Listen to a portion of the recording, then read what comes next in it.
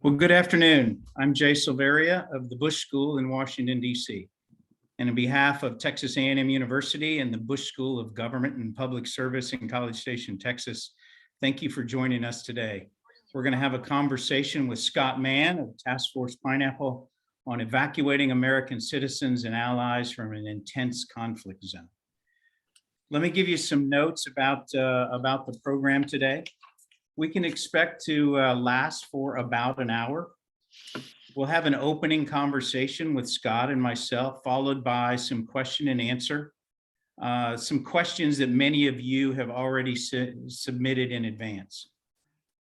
We do have the option for you to submit a question in the webinar if you'd like. You can find that at the bottom of the Zoom screen, and you might be able to submit a question that we have not gotten to if you'd like. That'll be received by my team, and time permitting, Scott and I will discuss that if we get a chance within the hour.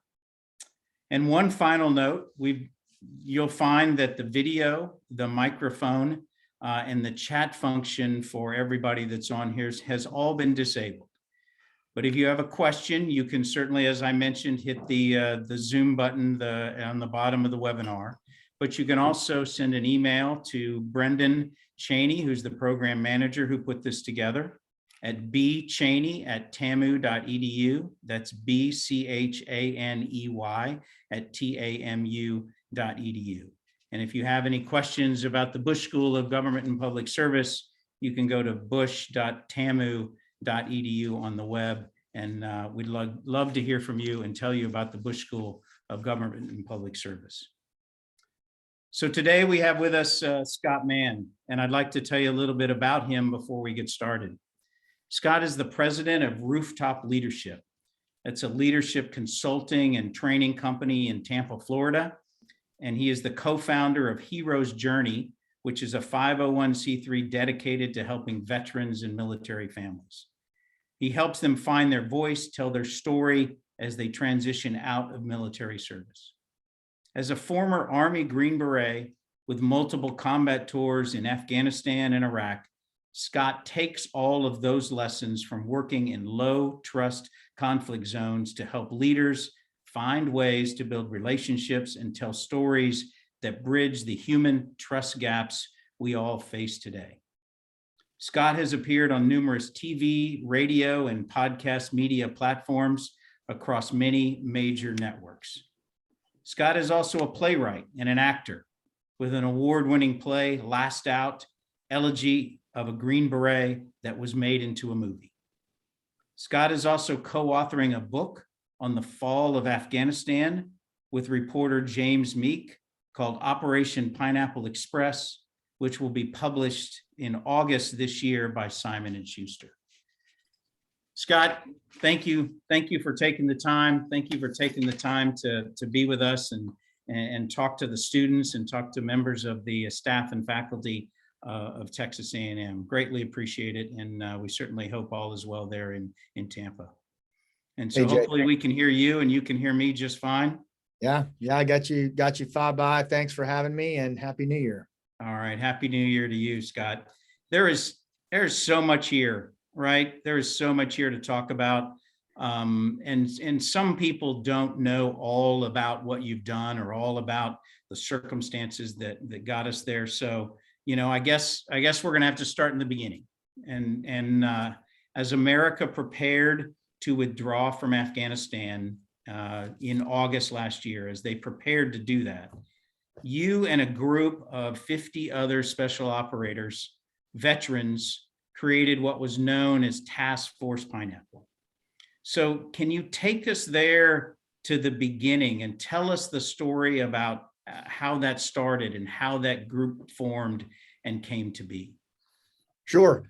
The first thing I would say, Jay, and I really appreciate the chance to come on and talk about the Afghanistan reality that's happening right now. But the first thing I always tell people is, there were a lot of other organizations who were and are doing exactly what we did. We told the story about it, and I think it gained some traction. But at the end of the day, some amazing volunteer groups still out there doing big work. The other thing that I always try to tell people is this was not by design. I mean, I I've been retired almost a decade from the U.S. Army, and I left government service because I wanted to. Like, I was ready to move on and be a small business owner. And so a lot of what happened was not by design. It was not something that any of us were really looking to do. With all that said, I mean, what happened was in early August, I started getting contact from a young former Afghan commando and Afghan Special Forces NCO named Nizam. And, he was a guy that I had helped recruit. I'd helped train him, and I was with him in combat down in southern Afghanistan in 2010. And we'd stayed in touch through the years, like many people do with their Afghan partners and their friends. And honestly, most of the interpreters, the cultural advisors that I'd worked with, Jay, I had gotten out of the country, well before the collapse of Afghanistan. But Nizam was one of those men who stayed behind. He didn't want to leave. He wanted to continue the fight. And, but as things got progressively worse, it became very, very clear to him that, that everything was falling apart. And he started to contact James Meek, ABC reporter, who was a friend of his, contact me. And kind of the culminating point for me, I guess, was around August 15th, as Kabul fell. He texted me and he said, sir, I'm not afraid to die. I just don't want to die alone.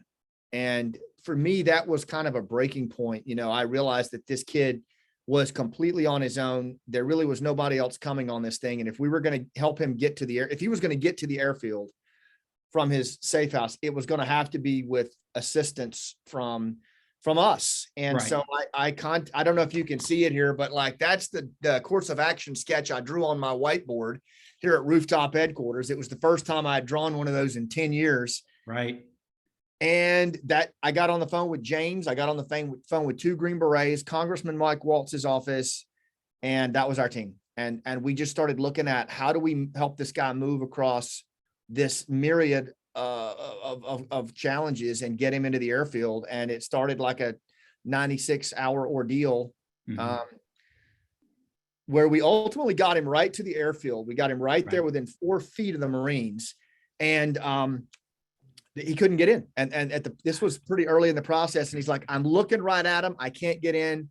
My phone has 10% power. What should I do? And we were like, if we lost contact with him, that was it. And plus he had burned his safe house at this point. He was completely out in the open, and the Taliban have no love for commandos. Right. So James Meek had one last ditch Hail Mary. He called into the airfield, and he had a number that a friend of his had given him, and a guy named JP, who was a diplomat. Turns out the guy was a former Green Beret in another life. And when he heard the story about Nizam, he said, all right, got it. We got to take care of our own. Tell him to say pineapple. That's the word of the day. And so we're screaming, say pineapple.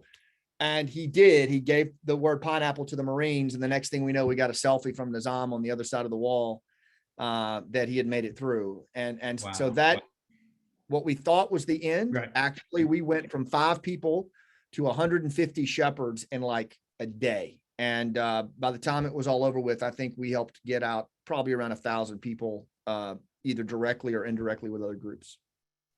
So you think you got out at that point, or I think you've gotten out about 1,000 Afghans out of country, and your team, as you said, had grown to about 150 people.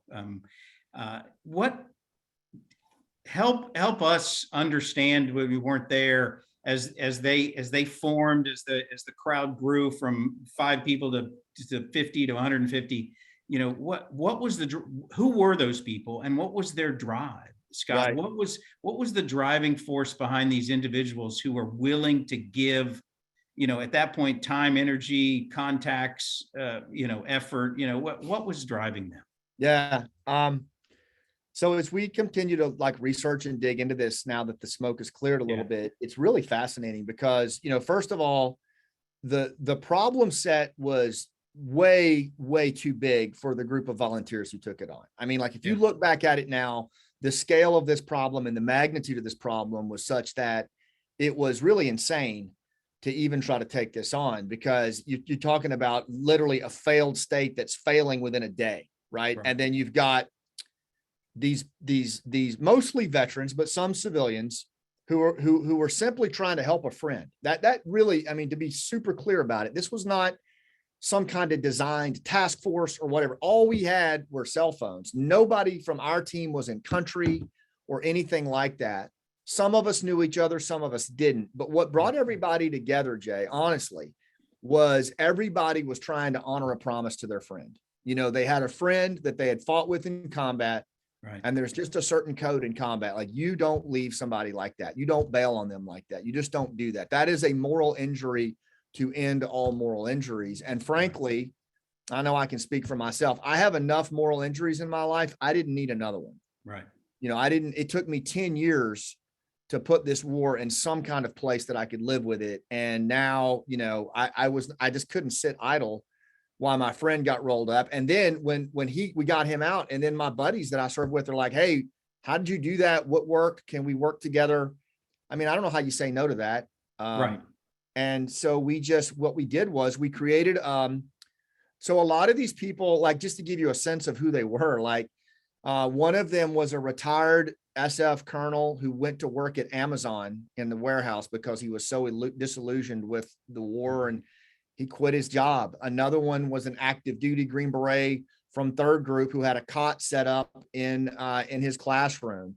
Another one was a double amputee from down there in Houston, Texas, named Will, who had lost his legs on my watch, and his interpreter saved his life.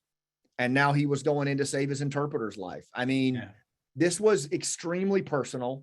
This was chaotic and a complete crap show, if I'm being honest. And all we had was our knowledge of the ground and the environment, these phones with the Signal app on them. Right. You know, and frankly, personal relationships that had been built over years. And so as a result of that, we knew who these people were, we knew where they were, and they trusted us, and they didn't have trust for anybody else. So we presented something that the government really couldn't do. We could move these highly vetted individuals through this 10,000 to 30,000 person crowd, Right. and present them responsibly at the gate. Like, this Right. is a vetted individual, you know, they're good. And there was no other mechanism to do that. And we've confirmed that through multiple interviews, that was the role these volunteers played, you know, was the responsible presentation of highly vetted at-risk people who we wanted to get out. So Scott, before I go any further, I got to tell you that you better make sure that you take a picture of that diagram behind you, because, you know, every PME class, you know, go, you know, they're going to have to, you know, co-analysis, mission, and, you know, you're going to be able to give the lesson. So I can't bring myself to, I did take a picture. I can't bring myself to erase it, but I don't know if, and I don't know if you can see, but you see all the red text on that? Yeah, I do. So that course of action sketch starts with Nizam's safe house to my left behind me, to your right as you're looking at it. And then it goes across over to, you know, getting here in the United States. Yeah. And everything in red text was basically a massive problem that we faced. Right. You know, typically on a course of action, if you get 2 or 3 of those, you go to a new COA. Right. We had like 9. And it was just ridiculous, but we didn't have there was just no other recourse. Like, we had to get him across the city, and we had to get him into the airfield. We had to get him manifested on a plane, and there was just no time really to overthink it. So it was probably the coolest example of myopically focused collaboration I've ever seen in all my years of service. I've never seen anything quite like it. That's outstanding. So talk to us about, you know, after the airport, you know, closes, as, you know, the famous scenes of the last C-17s, et cetera, that we all watched, you know, live at the time. But you didn't close down shop, right? I mean, Task Force Pineapple, you know, continued to work to do some other things after that date. You know, can you tell us what happened in those days, you know, after the takeover? Yeah. You know, you look back on what happened, and as much as I want to celebrate, like guys like Nizam, who's going to be here in Tampa in a few days, and we've raised money for him. He has a house, and his kids are going to have a yard, and I'm really excited about that. But all I can honestly feel, Jay, like most of the time, is just is guilt and a desire. I just wish we'd have done more. I wish we'd have been able to do more. We were in the process when the bomb went off. We knew there was a bomber in the crowd. There's no way that there couldn't be at this point. It was all out there. The jammers were going. And our attitude was, and our Afghan partners felt the same way, because we were warning them of the threat, and they were like, this is our shot. Like, we knew when that bomb went off, that was it. Like, there was no way that we were going to be able to get anybody else out. And so the whole attitude just at that point just became just one more. We were working with a couple of people from the Bush Institute, actually, there were some young girls that were trying to make it to what we called the Pineapple Express, which was basically an underground railroad that you had to get down in a canal of sewage, and the Taliban wouldn't get in that canal, and the canal ran parallel to the wall down from Abbey Gate. Right. So we had made coordination with a commander from the 82nd Airborne, a captain and a first sergeant, and they would pull people through. We called them the conductor on the Underground Railroad. It was a social studies teacher named Zach, who actually from the inner city of Syracuse, former Green Beret, now social studies teacher, whose hero was Harriet Tubman. And he created this Underground Railroad with this other young captain. And that was how we pulled people through. And we got a lot of people through that thing, but we were scurrying through this canal to try to get as many people out in this final moments as we could. And it was a mad dash. And there was this group of young girls that was trying to we're trying to get them through the canal. And the commandos were actually trying to find them, the commandos and the NMRG. You could go back and you read the chat room, like, where are the girls? They're here, drop a pin. And they were trying to find the girls, rather than get themselves in the wire. They were trying to find these girls. And then it went off, and they didn't make it. The young girls didn't make it out of there. And for me, that was one of those moments. I just kind of sat there looking at the screen, and I realized at that point what we really were up against here, and that there were so many more people that didn't make it out, and that we really had a lot of work in front of us. So it was at that point that I just asked the team, I was like, what do you guys want to do? What do you want to do? Do you want, because nobody's going to blame you if you walk away right now, but I can't. I'm going to stay in it. And so we decided for the most part to stay in it. And we've been doing that ever since. So to answer your question, to date, we have, we're helping with 6,000 people in our manifest. A lot of them are in safe houses. We've raised close to $7 million to help keep them through the winter. We've had 20 babies born in the safe houses since the bomb went off. Food drops, safe house, moving people around. Some people have gotten out on airplanes. Some people have gotten out over land, but for the most part, we're just trying to keep people alive till spring. LGBTQ, female judges, female mayors, Afghan commandos. That's typically who's in our manifest right now, but it's a Herculean problem, Jay. Like 6,000 in our manifest at a $15,000 burn rate a day to keep people alive. And there are literally dozens of groups like ours doing this. That is just remarkable. So, we talked a little bit about the beginning, how from that time of the takeover, a little bit about today, and you just alluded to a little bit looking towards the spring. And, I hate to drag you through a crystal ball question, but, what do you see, when you're waking up thinking about those 6,000 people and, the mission today, that burn rate, I hate to ask you, where are we going with this, but, what do you see for Task Force Pineapple, and where are we going with this? Yeah, I mean, I think you have to step back from this, and you, even though it's very emotional, and it tugs at your heart, the Green Beret in me is like, you have to step back in this, and you have to look at this pragmatically. But I think the danger here is that our government decided to just cut away, right? And they cut away a 20-year partner relationship. And in doing so, I think they've created a national security risk on a couple of levels. And this is I'm going to get to where we're going, but this is important. Yeah. First of all, if you look at the Soviet withdrawal from Afghanistan and the clarion call that went out to Al Qaeda as this fledgling organization, that was a big momentum boost for them coming out of Afghanistan and that defeat. I submit that the same thing is true again for Al Qaeda and ISIS-K and ISIS International.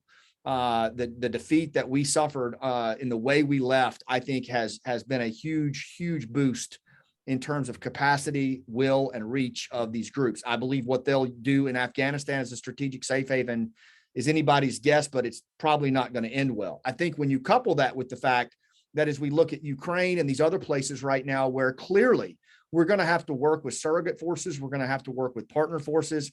I mean, seriously, what partner force in the world is going to take us very seriously when it comes to bullets flying and sticking your jugular out for a partner? Like, we have really harmed ourselves in that regard. And then finally, let's make an assumption that there is a strike in the United States from an international group that is bolstered by what happened in Afghanistan.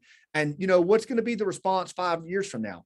We're probably going to saddle back up. We're going to go back in there. And this time we're going to be potentially going against tens of thousands of Afghan commandos, Afghan special forces, Kas-Katehas, who have been co-opted and who are now, poised to be like standing between us and our objectives. So when you think about all of that, and the fact that the Soviet or the Russian and the Chinese embassies are still open, I don't know how we can afford to just walk away from all of that. I do think we've got to look strategically at Afghanistan. We can't just wipe our hands of it. And I do think at some point a resistance will take hold in that country. It's going to look probably different than resistances of the past.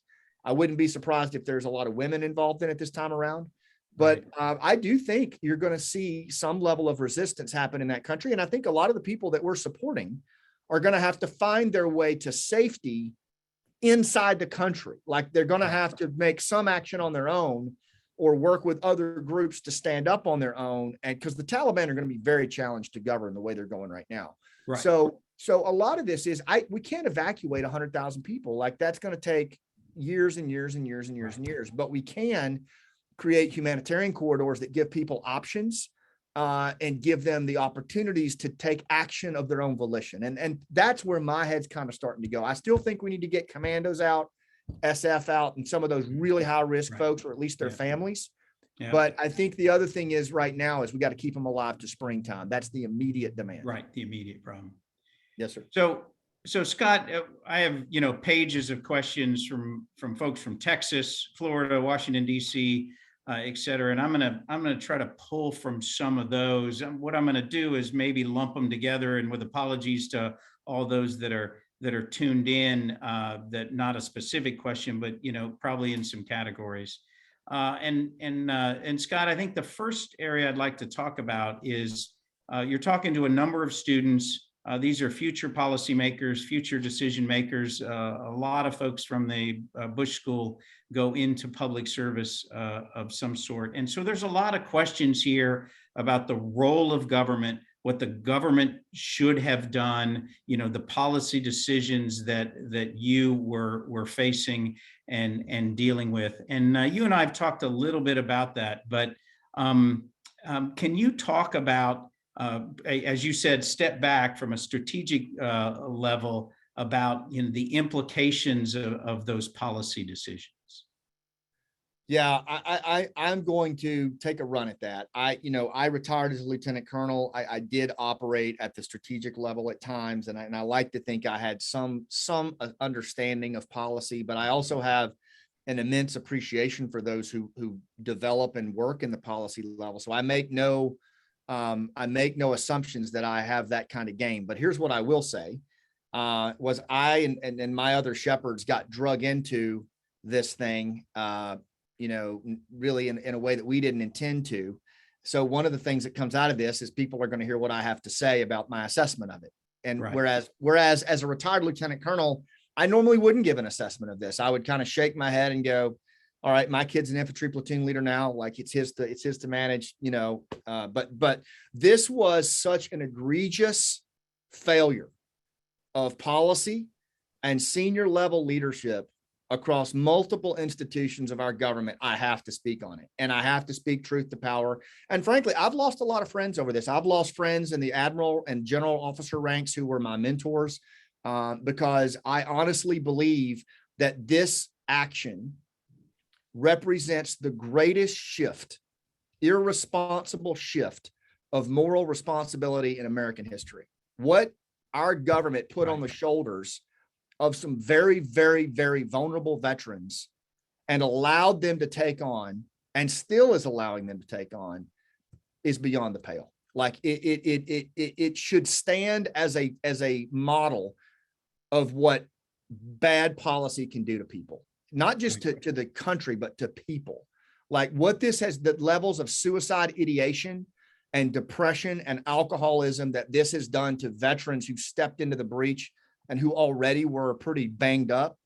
I saw general officers on active duty who had, 30 years in, sit silent and then pick up a cell phone and call me or some other retired dude or dudette and say, hey, can you get my guy out? Yeah. And I'm sorry, but that is not in any level. And what I'm hearing from our ranks, from the veteran population, is we are really, really put out by that. The fact that somehow that's okay to do that, and not one person threw their rank on the table or owned up for responsibility for it. And I'm probably most disappointed in the special operations community of all, even more than the State Department. I'm more disappointed in the senior leadership of the special operations community. And again, I'll lose a lot of friends over that, but at this point, that's okay, because the policy and the high level strategy, or the absence thereof, it put us at risk from a national security perspective, and it has created a massive moral injury on the ranks of our veterans, and they did not deserve that. Yeah.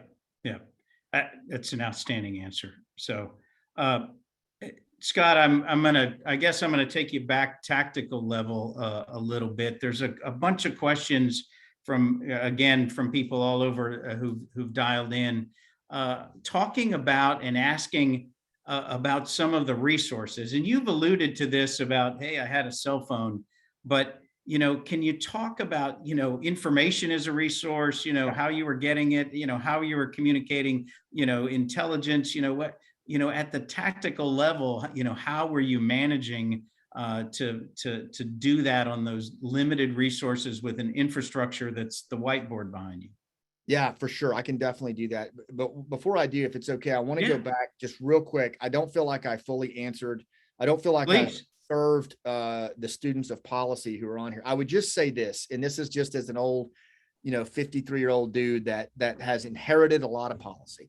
I would just say, if you are embarking in the realm of policy, to please step back, and doesn't matter where you fall on the political spectrum, but just step back and take a note of the second and third order effects that happen from bad policy or casual policy, or when one removes oneself from the tactical realities of policy.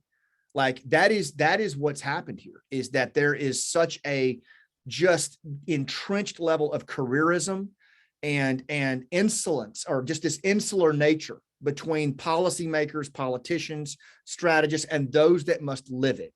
And it is devastating. It's devastating. And I think we have to revisit the magnitude that policy has on people, and never forget that it has far reaching implications on families. And so I'll leave it there. Bringing it back to the information and the management thereof and how we dealt that. What I would just say, the biggest thing that we had, Jay, was going back to our value proposition to this private public approach is, the government and the forces on the ground were clearly absorbing the risk. They were doing the best they could with what they had. But what we represented was, we knew who the at-risk people were. We knew where they were, and they trusted us to move them responsibly and present them responsibly as highly vetted individuals at the right place at the right time.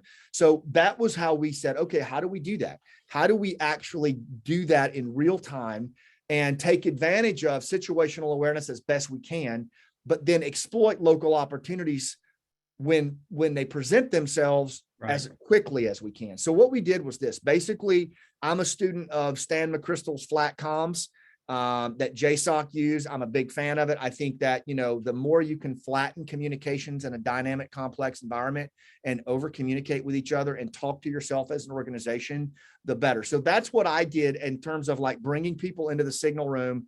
We had one main room called Task Force Pineapple, and kind of the rules in there were that you had to over communicate. So think of that almost like, you've got a guy in Houston, you've got a girl in Iraq, you've got me in Tampa, and we're all looking at our phones and we're in this signal room and we're building our common operational picture or our COP in signal based on what our partner is seeing and reporting to us in another chat room, right?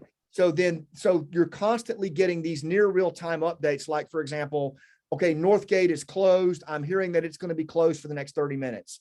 Roger that. And then another shepherd will say, I'm over at Abbey Gate right now. It looks like there's some movement right now. I'm hearing from the conductor. It's going to open in 5 minutes. Roger that. And then I'd say, okay, move your flocks over to Abbey Gate and loiter 200 to 250 meters off. Roger up when you're there. And then they would move there. And you've got these commandos like moving their families, like in these little tactical formations. Right. And then when one of the gates would open or the Underground Railroad would open, we would have far and near recognition signals. So the far recognition signal, for example, was when you were in the canal, this guy named John, the 82nd Airborne captain, his nickname was Captain Red Sunglasses. He would have these goofy red sunglasses on the other side of the canal. So if you were one of our pineapples moving through the canal and you saw those sunglasses, you would hold your pineapple up on your phone and he would bring you in. Right. So that was the mechanism that we were using. And then as soon as your flock was in, you'd Roger in, okay, I just got 8 packs in, moving to the next location. And so that's how we tracked it. And it was, it was super dynamic. It was very flat. Right. But it was this ebb and flow, Jay, of like collective over communication in the main room. And then when an opportunity presented itself, you went off in your private room, you talked to the individual you had trust with, you moved them. But the last thing I want to say is like, it wasn't sterile. Like, for example, a lot of our shepherds would be on the phone and they're kind of a lifeline with, a commando. And you imagine you're standing there and the Taliban are beating your wife. They're beating her, they're beating your children. And you have to stand there and take it, because if you don't get through that checkpoint, you cannot get to the canal. Right. So they would be on the phone like, sir, they're beating my wife right now. Is there anything I can do? And you have to say, no, brother, you have to just endure it. They're not killing her. They're not going to kill her. They're going to beat her. And then you're going to have to move. And you think about that, like, and they're on the phone with these folks for 36 hours at a time. Some of these people stayed out there for 19 hours. And so you're just trying to keep their morale up. It's like the world's longest 911 call with no break. Mm-hmm. So the phone was the primary technology. We didn't have any kind of situation boards or everything, but we did have experience in flat comms and we knew how to do it. And we knew the terrain like the back of our hand because we'd been there so many times. Wow. So a number of people, Scott, have written questions and I'll lump them together that, you've talked about the interpreters, folks that that many of us serving in Afghanistan were close to and in combat with, and those people that you knew.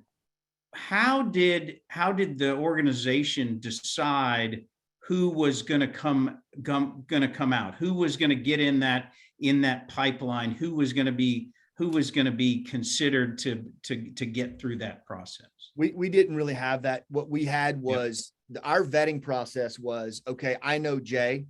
Jay and I fought together in Afghanistan. Jay was a SEAL and I'm SF. So I know him. I know his bona fides. So whoever Jay's bringing is who I'm helping. Right. That's the truth. Like, that's what we were doing. And so, but we had in there, like, we had a US aid person who brought the young girls. We had another nonprofit person who we had met, who was introduced from another SF guy who was helping LBGTQ. And at that point, it was like, look, this is one of those things where it's really about the shepherds who are in this room. Do we know who they are? Yes, we know who they are. Do they know who their people are?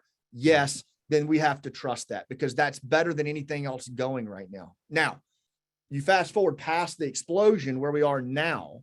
Right. We felt like we had an inherent obligation to whoever we had on our manifest that didn't get out. So we've continued to care for them. And they range from everything from school teachers to kindergarten teachers to LGBTQ.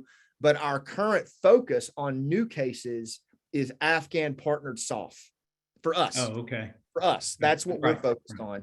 And then you have other groups that are working on other at-risk groups, and we all collaborate.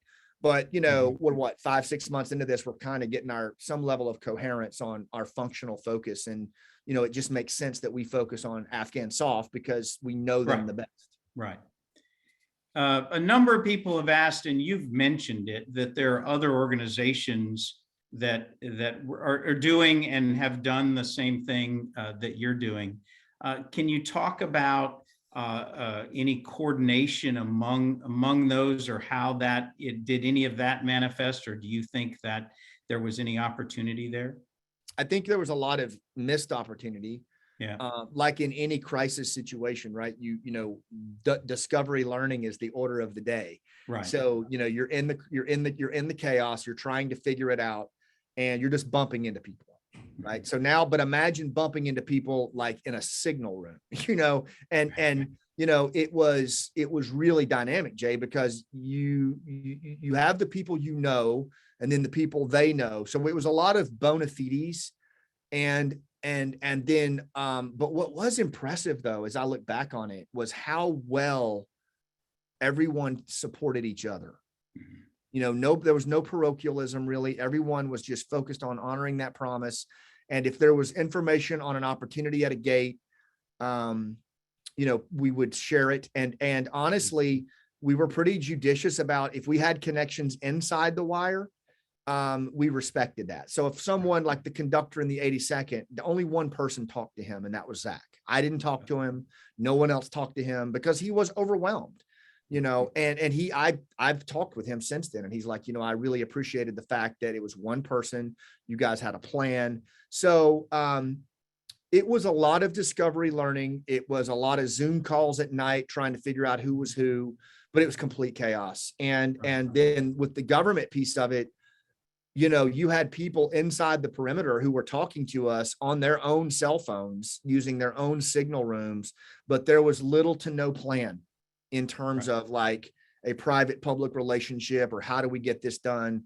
It was all about who you knew and who you were connected to. Right. So again, pulling you up and back a little bit, do you think there is a template here that has an application, at another place, in another time, in another way? Is there a template from this that can be applied? I think so. With a couple of caveats though. Right.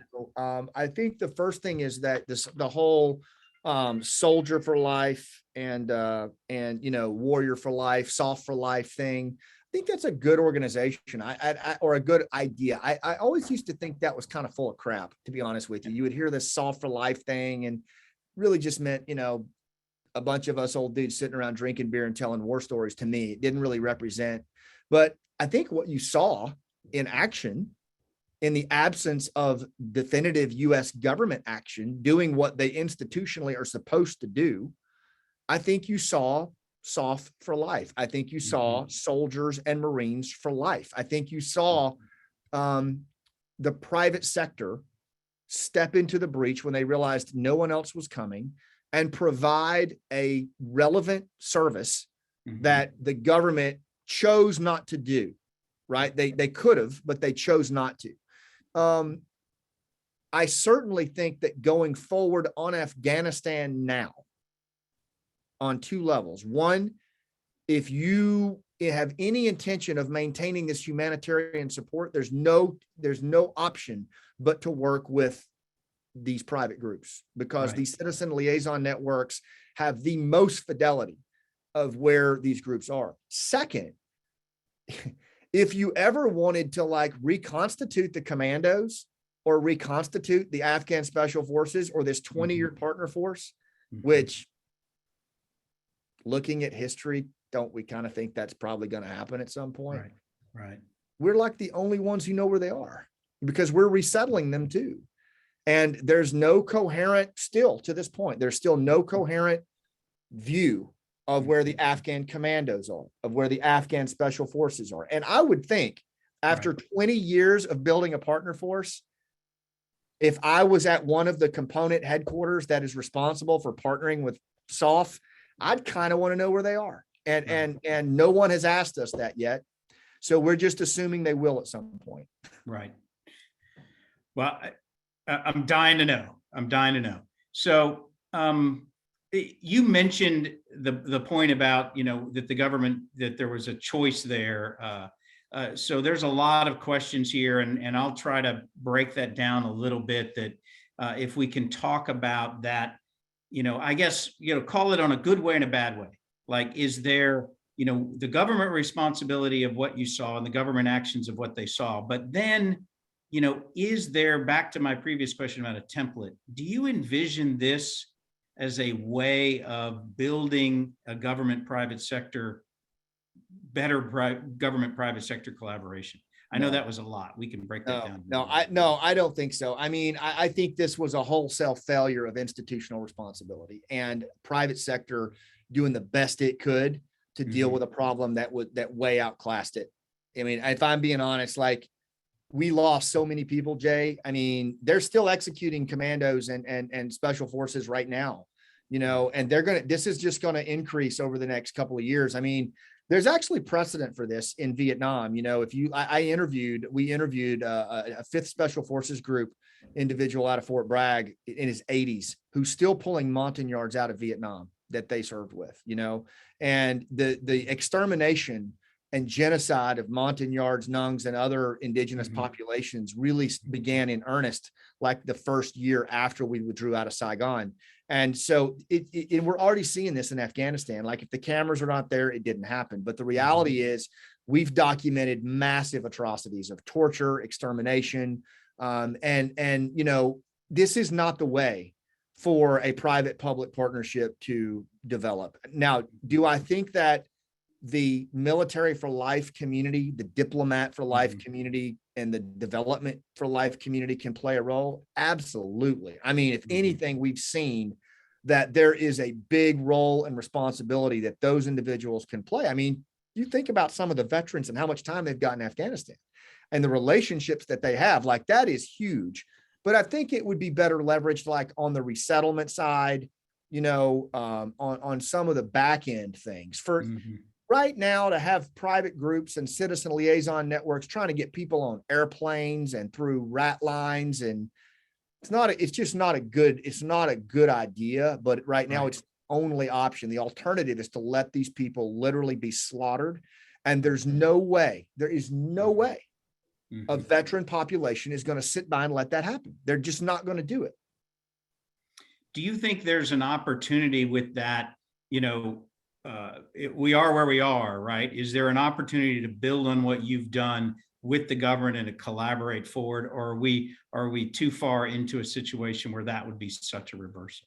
No, I think we can. I have to give credit to General Milley. I mean, he's reached out to me personally multiple times. His staff has reached out to me personally.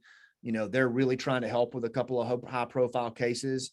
So no, I don't think it's too late at all. I mean, I think, in fact, I'm hopeful that there's a lot of opportunity here to still get some very at-risk people out. I think to change congressional law on how we view the P1, P2 program, which is doing nothing right now for Afghan military, for example.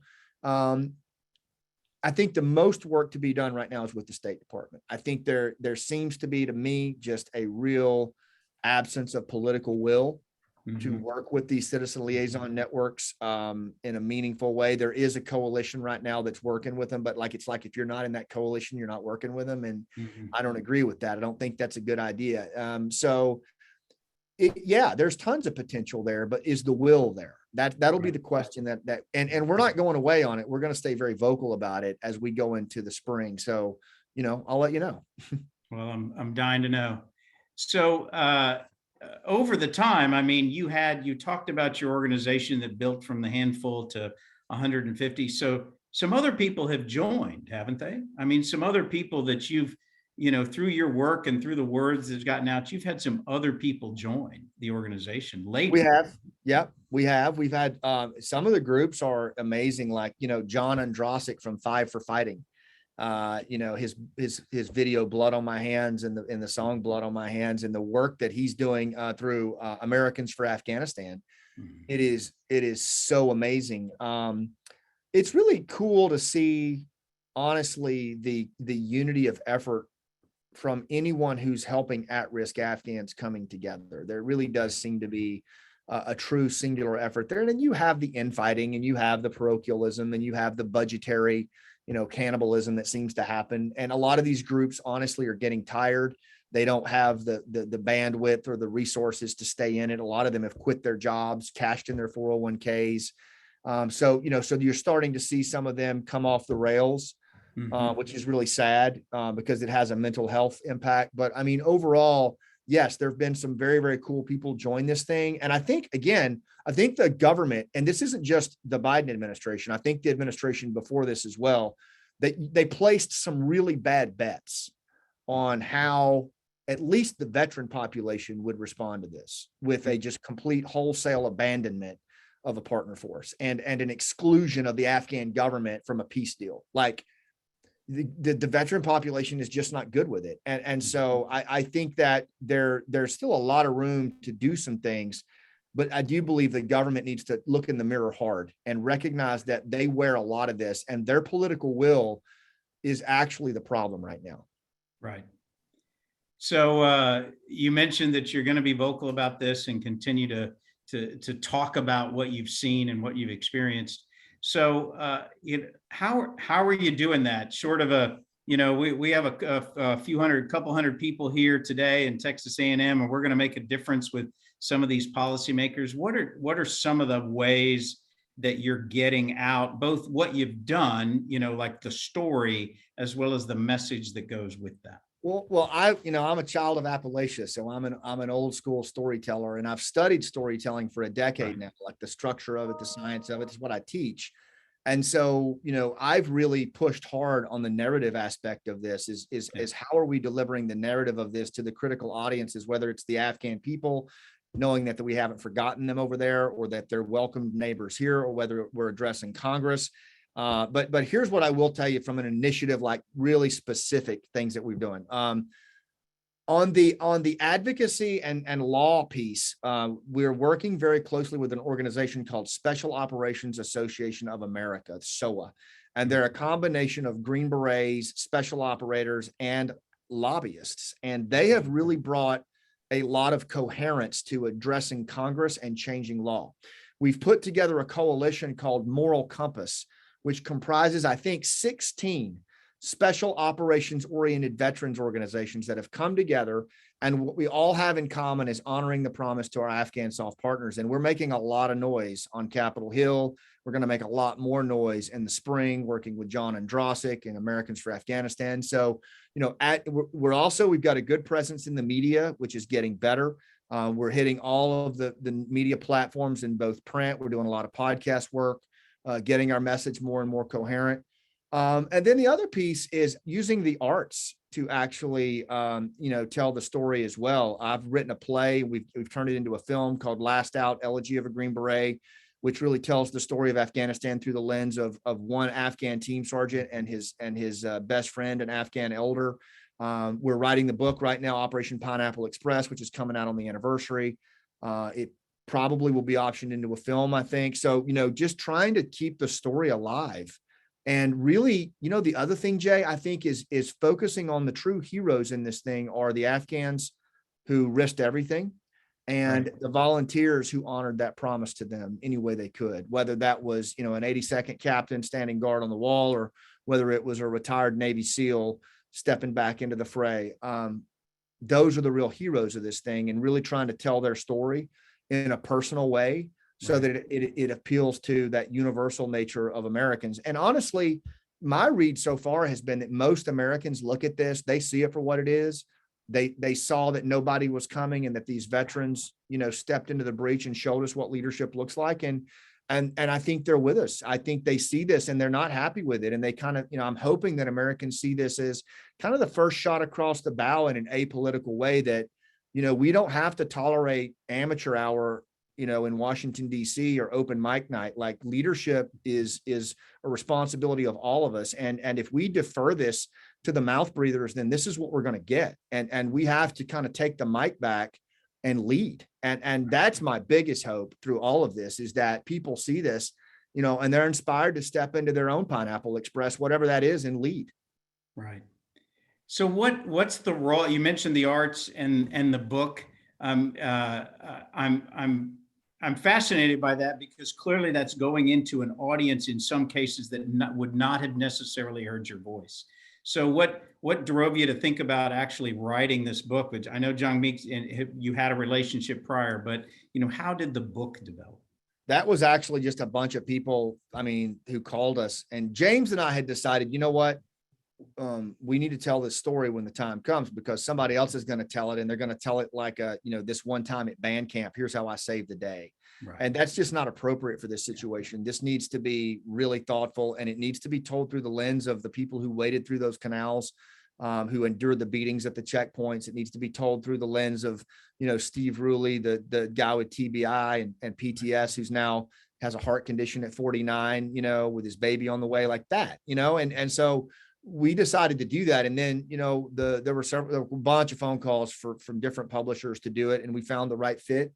And that's what we did. As far as the play and the film about the war, that was probably the coolest thing. We actually were doing this before the war started, or before the collapse happened. Right. And we toured 16 cities, and we went into places where there was not necessarily a pre-existing support for the military. But when people watched it on theater, on the stage, and they felt the emotional connection to what it's like to hold your buddy in his last moments, or to say goodbye to your child at the airfield or something like that. And, they've never experienced that. And when they do at a visceral level, theater connects people. It was amazing, the level of shared perspective that we got from that. So we decided to turn it into a film to help Americans understand the cost of modern war. It doesn't matter if you're for it or against it. That's not the point. The point is, if we're going to ask our sons and daughters to go do that, then we damn sure better be knowing what it is we're asking them to do. Like, what does that feel like at a visceral level, before you make that decision? It's not a Fortnite game, And so using the arts and storytelling, I think, is the reason that Pineapple Express is on the platform talking about this, and other groups aren't necessarily, because we saw the value in telling the story for the service of other people. And I think there's something to that. So Scott, a lot of people that are listening now, this is in many cases the first time that they've heard a lot of this. They may have bounced off a few stories of some of it that's made them, but they've never heard the intimate details of that. And it's moving, to say the least. How can some of these people, how can some of them help? If somebody's interested in helping, how could they help? Yeah, that's a great question. So it depends on how you want to help. If you want to help financially, I'll tell you two organizations right now. Well, the first thing I'll say is you can contact me anytime. I have no life, no hobbies. My wife will be the first one to tell you that. And Afghanistan is kind of where my head is right now. So if you want to, you can DM me on Facebook. You can shoot me a note, Scott@rooftopleadership.com. It's fine. Shoot me a note, and I'll give you my read on where I think you can help right now, because the context is always changing, right? Yeah. Context changes. The two organizations right now, I think financially, that are super important. One is called SOA, Special Operations Association of America, because they are doing the high level engagement of Congress to change the law. That's the only way substantive change is going to happen. And they're a nonprofit. The other one, I think, is operationrecovery.org. I think they are an amazing organization that is doing ground level support. If you want to support the home front and the arts and the storytelling to help people heal through story, my nonprofit, theheroesjourney.org, is a great one. That's HEROES journey.org.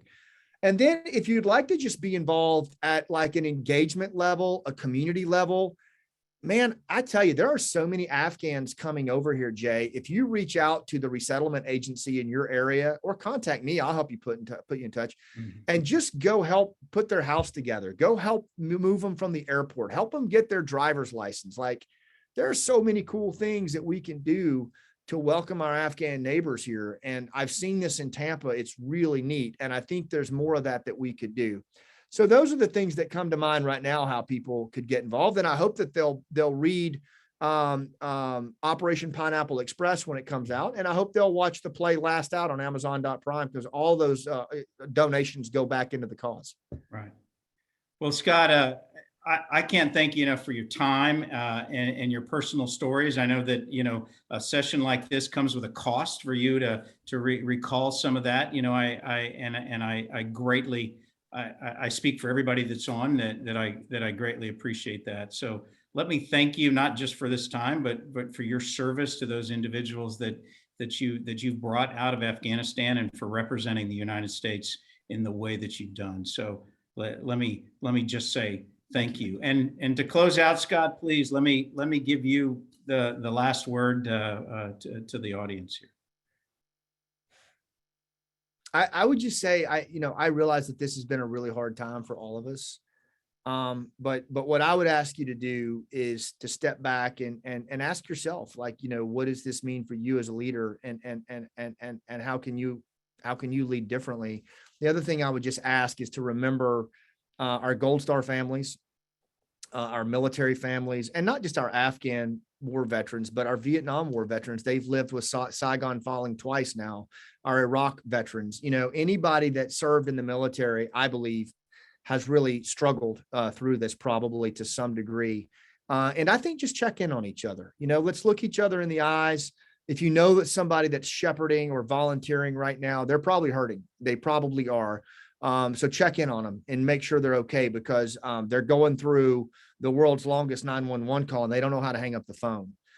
So if we can be there for our Gold Star families, our military families, and our volunteers who are helping right now, it's probably one of the most impactful things we could do, and just help bring our new Afghan neighbors home, because they're going to need it if they've been through a lot. Well, Scott, thank you. Thank you for your leadership, your example, and thank you for your time today. And thanks everyone for joining us at Texas A&M University at the Bush School of Government and Public Service. So thank you very much. Thank you.